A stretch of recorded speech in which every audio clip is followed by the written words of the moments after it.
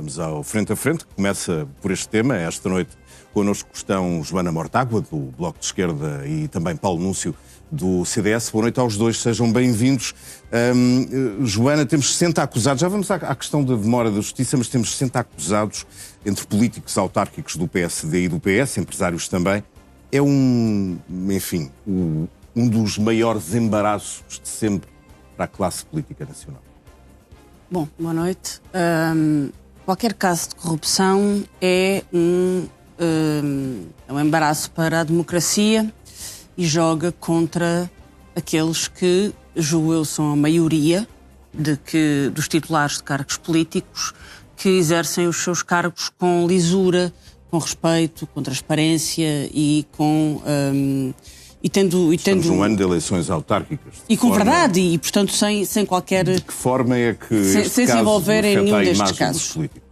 Agora, é evidente que todos estes casos afetam a imagem da democracia. A corrupção é um fenómeno económico que tem que ser combatido e deve ser combatido. Nós, normalmente nestes mega casos, a PJ chamou a este caso um verdadeiro pacto de regime, porque na verdade é um caso que junta os dois grandes partidos, PS e PSD, numa grande autarquia, que é a autarquia de Lisboa, mas junta mais do que isso, junta também empresários. E a verdade é que se há uma face visível nestes fenómenos, e aqui há casos de corrupção passiva e ativa, branqueamento, prevaricação, tráfico de influências, falsificação de documentos, burla qualificada. Se há acusações a políticos e a funcionários políticos, também há acusações a empresários. Ou seja, é grave que haja... E há críticas a fazer à justiça pelo tempo em que o processo ficou parado nos tribunais, numa investigação que durou 8 anos. É grave que haja um caso tão abrangente como este, que de tal forma, como eu digo, leva a própria PJ a denunciar um pacto de regime. É grave para a democracia, é grave para os próprios, é grave para os partidos. Acho que... mas uma das formas de combater este tipo ou seja, uma forma de combater a ideia de que o efeito de que isto tem sobre os políticos e os titulares de cargos públicos é de facto a justiça funcionar. E é muito difícil, e nisso eu estou de acordo, que depois de alguém ser constituído arguido, depois de uma investigação, se demorem 10 anos, às vezes mais do que isso, a constituir acusações, e já não estamos a falar de julgamentos, porque até haver julgamentos a situação ainda será muito escrutinada. E atenção, porque dentro destes 60... haverá casos muito graves e casos pouco graves. Haverá casos que se vão provar e comprovar e que vão ser condenados e casos que não vão ser condenados e que vão ser ilibados. Manter tanta gente, manter tantos titulares de cargos políticos na incerteza sobre a sua conduta e, sobretudo, manter os eleitores e os cidadãos na incerteza sobre a conduta desses titulares de cargos políticos, eu acho que é grave e por isso também por isso a justiça devia funcionar mais principais que estão ligadas ao PS, Fernandina e Eduardo Cordeiro, foram ilibadas, mas entretanto, tal como a Joana estava a dizer, o nome delas, enfim, andou por aí. Pergunto-lhe, Paulo, se a justiça não deve ser criticada exatamente por causa disto, pelo tempo que demorou a decidir a acusação. Isso, em primeiro lugar, boa noite também ao Pedro, à Joana. Bom, isso acho que é um julgamento unânime, não é? A justiça não pode demorar tanto tempo como demorou neste caso e noutros. Mas o Marcelo tinha uma frase curiosa esta tarde, que era: justiça tardia não é justiça tão justa. É evidente, a justiça sempre demora muito tempo, não é justa no sentido em que há pessoas que não tinham que passar por este percurso e que passam porque a justiça se atrasa. Mas deixe-me começar por dizer que os crimes que estão neste caso são crimes muito graves. São crimes de corrupção, tráfico de influências, branqueamento de capitais, abuso de poder. E por isso, perante a gravidade destes crimes, eu acho que todos aqueles que decidiram suspender o seu mandato fizeram-no corretamente, fizeram aquilo que deviam fazer. Porque não é possível exercer a atividade política quando se é acusado de crimes desta gravidade. E por isso não pode haver ninguém acima da lei, muito menos os políticos. Têm responsabilidades, têm responsabilidades dos mandatos, acrescidas. o partido deve, na sua opinião, esperar pelo trânsito em julgado, ou seja, esse é outro ponto. Que depois haja ou não uma condenação. Esse é outro ponto muito relevante, repare, porque isto não significa as pessoas foram acusadas, hoje foi conhecida a acusação, isto não significa que as pessoas estejam desde já condenadas e que não possam defender-se designadamente, pedindo a abertura da instrução ou mesmo sendo pronunciadas, depois defender a sua posição em tribunal procurando a absolvição. Mas uma coisa é o plano judicial, o plano jurídico, e de facto uma pessoa só é condenada definitivamente com trânsito em julgado da sentença, outra coisa é o plano político. De qualquer forma, há suspeitos, Paulo. Claro, e perante estas acusações há um gravíssimas... acusado, o Carlos Eduardo dos Reis, de 21 crimes. Eu não queria particularizar, mas foram 60 pessoas as acusadas, eu não vou particularizar, mas de facto estamos a falar de crimes muitíssimo graves. Qual é a diferença entre estes casos e o caso de Miguel Arruda do Che? Bem, em primeiro lugar, desde logo, Miguel Arruda não foi acusado ainda. Iniciou-se o processo. Houve uma busca ao Parlamento, foram detectadas um conjunto de malas que, em princípio, são o produto do roubo. Eu digo em princípio, porque estamos numa fase de investigação, há suspeitas graves, no sentido de que houve realmente um furto, um roubo, foi utilizado o Parlamento como o local da guarda dos produtos furtados e roubados, e por isso também estamos a falar de uma situação gravíssima.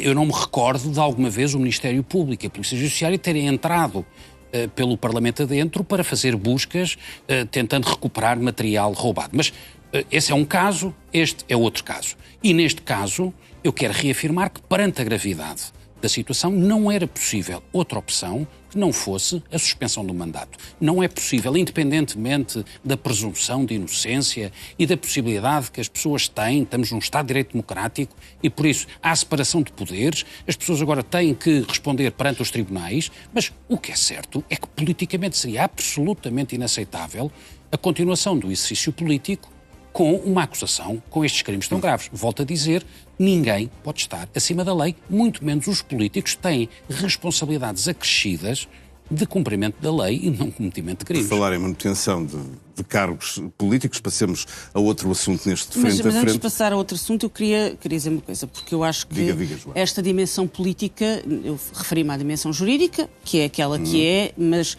a dimensão política, e nisso eu estou de acordo, são crimes muito graves e são crimes que têm a ver com o exercício das funções públicas.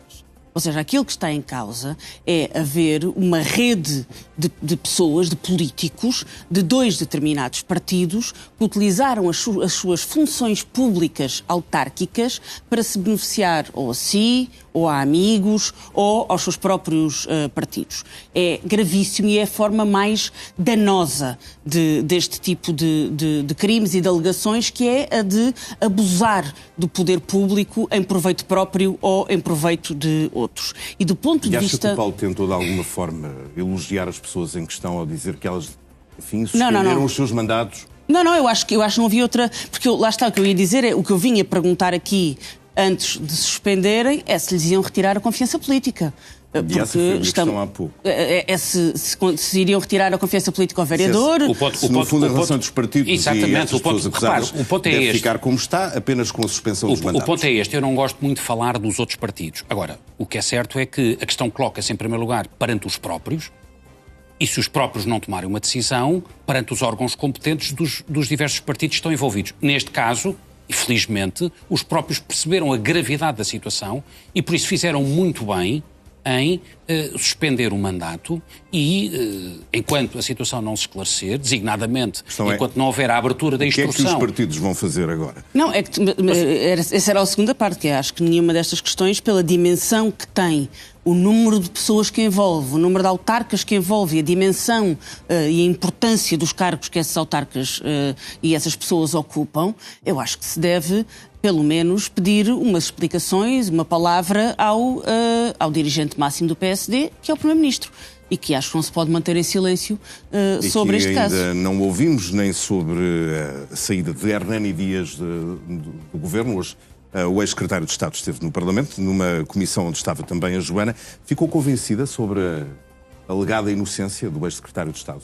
O caso do ex-secretário de Estado, Hernani Dias, não tem. Eu gosto pouco de misturar coisas que não, estamos a misturar, que não estão relacionadas, mas até é um dos temas do dia. Se às tantas for tudo igual, depois nós não estamos a discutir nada.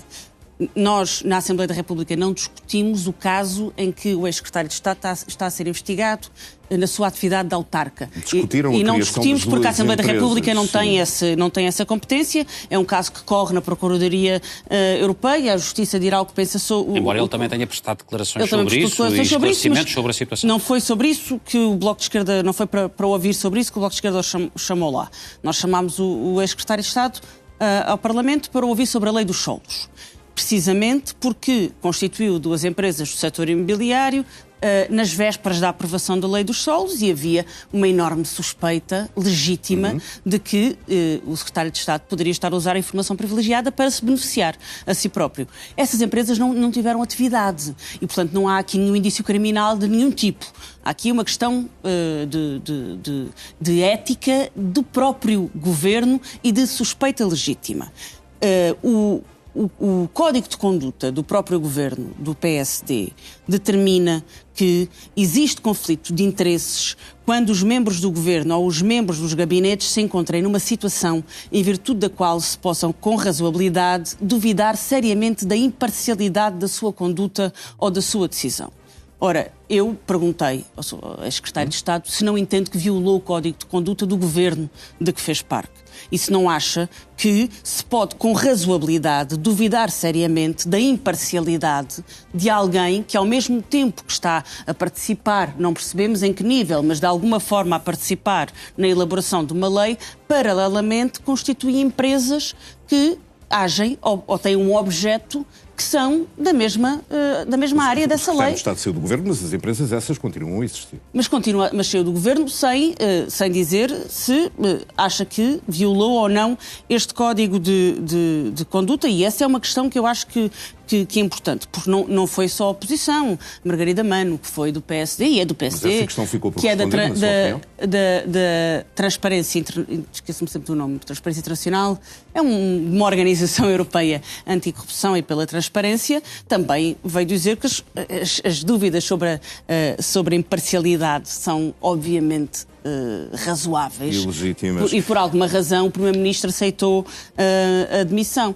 O problema é que as dúvidas são razoáveis porque esta lei se presta a estas dúvidas. E presta-se a estas dúvidas porque esta lei permite criar fortunas imobiliárias. E isso é uma coisa que nós temos vindo a alertar. Surgiu este caso. Agora surgiu o caso do consultor imobiliário, que é sócio de empresas imobiliárias e que, pelos vistos, também foi contratado pelo governo para assessorar na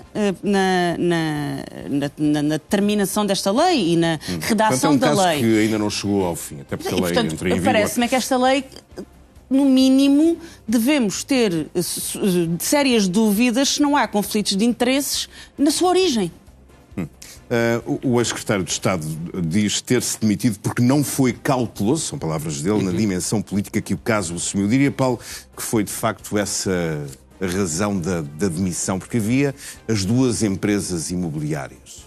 É certo, mas como a Joana disse, não há qualquer indício de qualquer prática ilegal ou de qualquer crime. Não chega. Não é um conflito de interesses, de facto. Eu separo conflito de interesses de uma questão de responsabilidade política.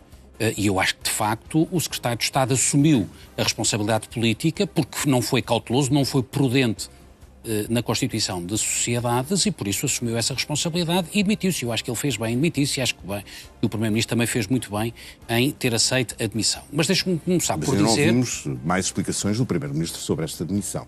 Certo, mas aceitou a admissão e penso que há uma nota do gabinete do Primeiro-Ministro nesse sentido. Agora, deixe-me dizer que o secretário de Estado, ou o ex-secretário de Estado, Hernani Dias, não estava obrigado a ir ao Parlamento face à lei. Mas desde sempre, eu gostaria de sinalizar este ponto, desde sempre manifestou disponibilidade para ir ao Parlamento prestar todos os esclarecimentos. E eu acho que esta posição deve ser sinalizada por uma questão de transparência, de responsabilidade democrática e de prestação de contas aos deputados. Portanto, não acredito que este caso de danos reputacionais no governo. Eu penso que não, até porque há uma diferença enorme entre este caso e o que acontecia durante os governos do Partido Socialista. Durante os governos do Partido Socialista, as investigações iniciavam-se. Muitas das vezes os governantes do Partido Socialista eram suspeitos da prática de crimes, mesmo alguns foram constituídos arguidos e passavam-se meses, às vezes anos, sem que nada acontecesse. Bem, aqui foi exatamente o contrário. Este secretário de Estado não foi acusado de absolutamente nada, nem mesmo foi constituído arguido em qualquer tipo de processo e, no entanto, tomou a decisão pessoal de se demitir por uma questão meramente política, de representação política, de responsabilidade política. E ao Primeiro-Ministro de responder a outras perguntas sobre este caso? Deixe-me dizer-lhe, de responsabilidade política, poucos dias depois de ter sido conhecido o caso. Ele próprio hoje disse que quer o Primeiro-Ministro, quer o Ministro da Coesão não tinham minimamente qualquer tipo de conhecimento sobre a constituição de sociedades. Mas já agora também, deixe-me dizer-lhe isto em abono da verdade. E isso não ele foi suficientemente grave, o facto de ele não ter informado nem o Primeiro-Ministro, nem o Ministro da Pedro, da por isso é que ele assumiu a responsabilidade de se demitir. Agora, deixe-me também dizer só mais uma coisa sobre este ponto que é importante.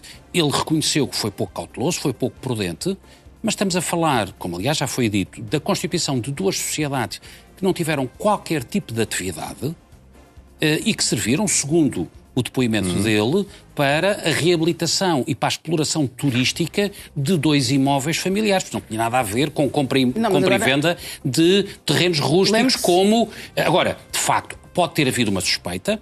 Ele assumiu essa responsabilidade política por ter criado essa suspeição e a partir daí tomou a decisão certa, que foi demitir-se. Lembre-se do caso de Manel Pizarro, que também na altura foi muito escrutinado e muito contestado, e bem.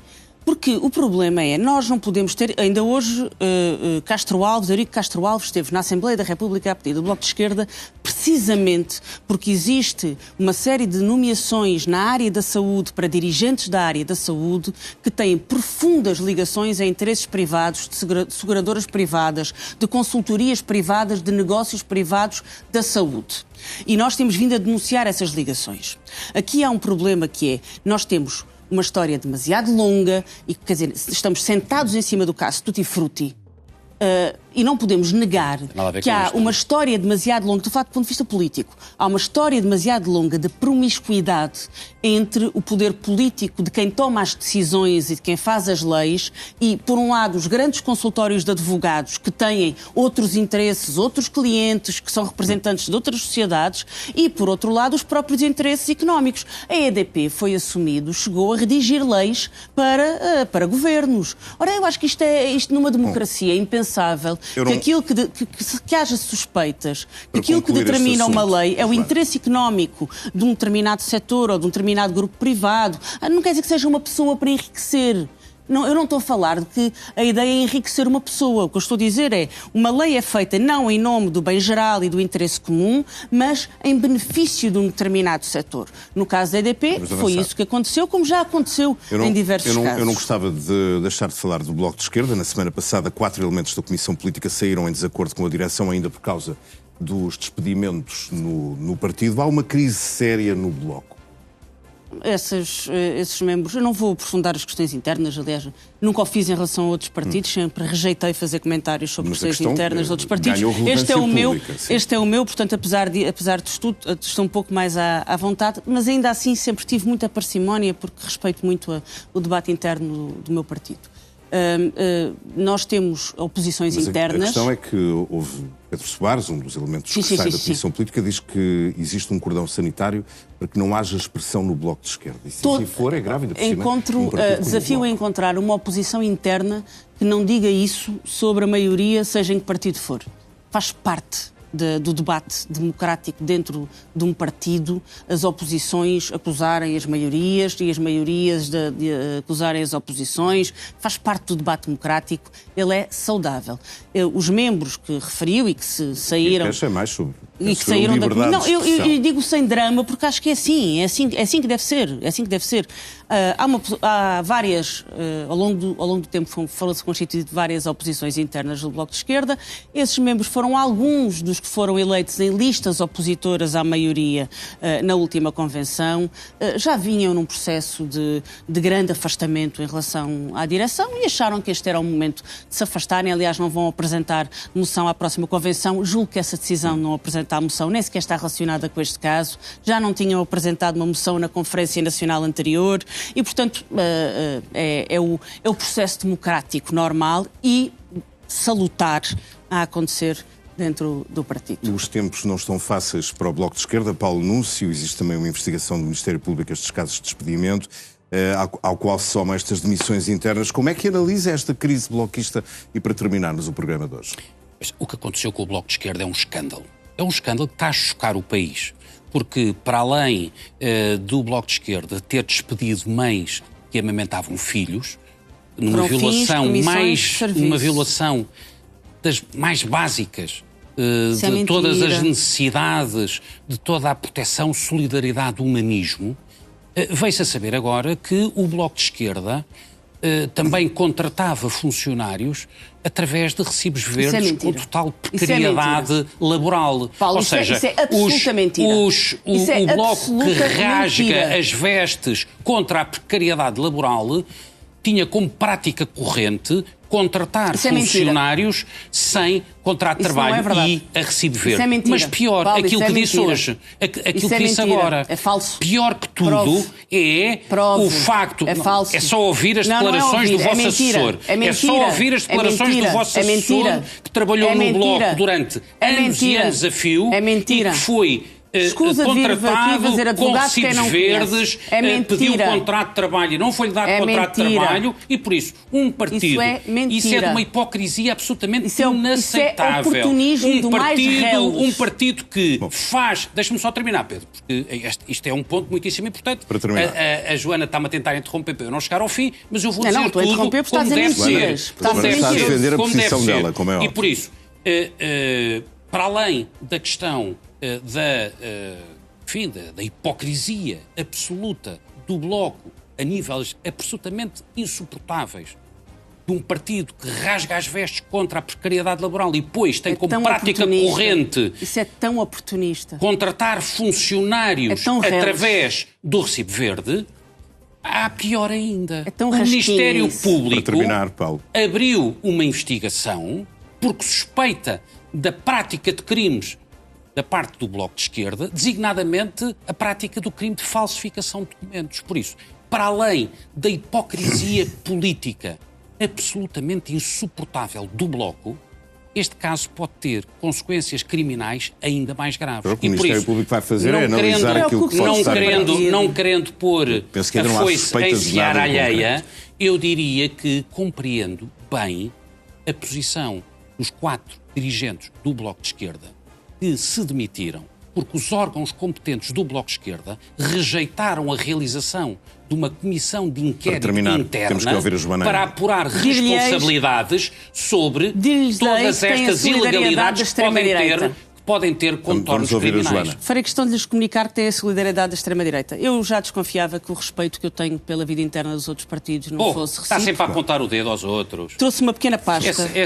Trouxe uma pequena pasta. Está sempre a apontar o dedo aos outros, está sempre com moralismos falsos. Uma pequena pasta. É próprio da hipocrisia do Bloco de Esquerda. Todos os escândalos, idas a tribunais, denúncias de financiamento ilegal, denúncias de bullying e de falsos despedimentos, transferências ilegais de financiadores do Chega, despedimentos coletivos. Hipocrisia do Bloco. Oposição interna une-se. Assuma responsabilidades pela prática de crimes. CDS. Oposição interna une-se contra saneamento. Claro.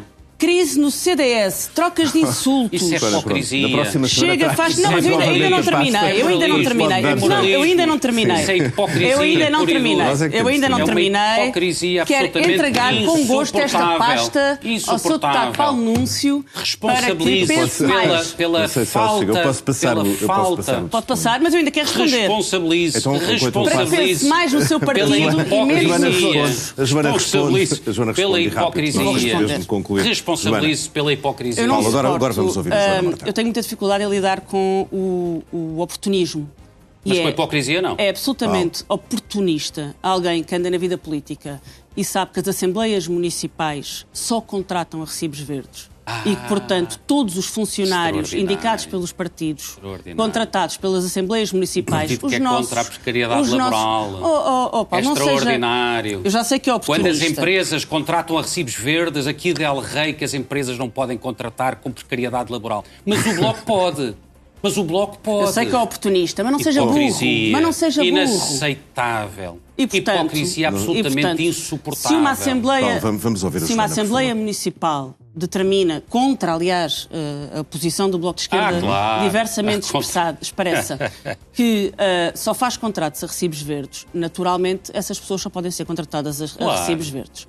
Quanto ao processo em tribunal, o Bloco de Esquerda está neste momento em tribunal porque tentou proteger aquelas trabalhadoras para além daquilo que a lei permite. Não é tribunal, é investigação criminal do Ministério Público, pela prática, pela suspeita que a prática de crimes. Nós não estamos em investigação pela cessação da Comissão de Serviço.